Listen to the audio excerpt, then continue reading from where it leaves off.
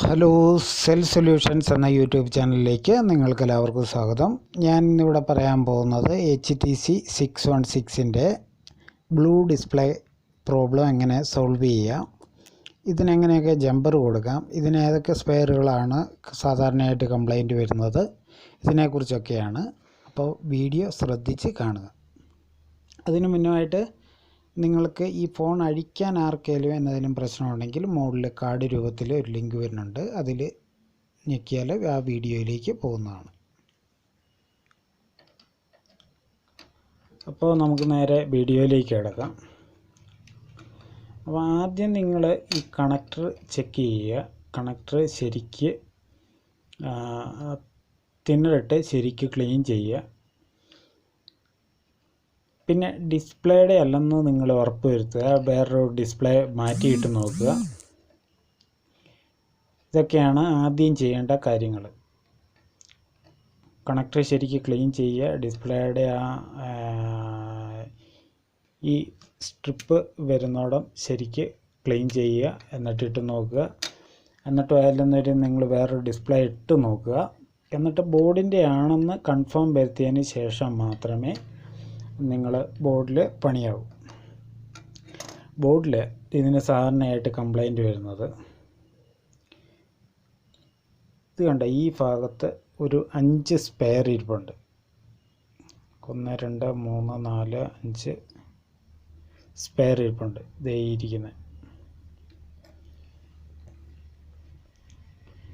ഇരിക്കുന്ന സ്പെയറുകളാണ് 1 2 3 4 5 എണ്ണം.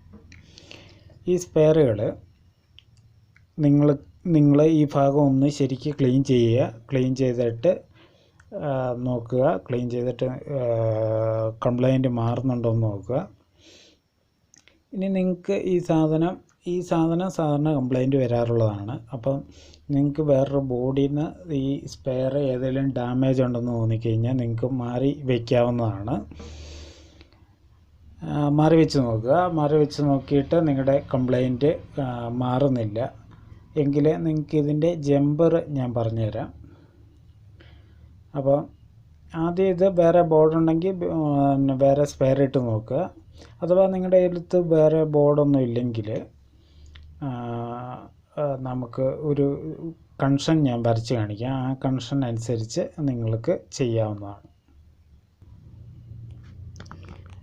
ഇത് ഇങ്ങനെ ഒരു ഡബിൾ റെസിസ്റ്റൻസ് ആയിരിക്കും അതിനകത്ത് കാണാൻ സാധിക്കുന്നത്. ഇങ്ങനെ ഡബിൾ റെസിസ്റ്റൻസ് ആയിരിക്കും. ഇവിടെയും ഓരോ കാലുകളുണ്ടാവും.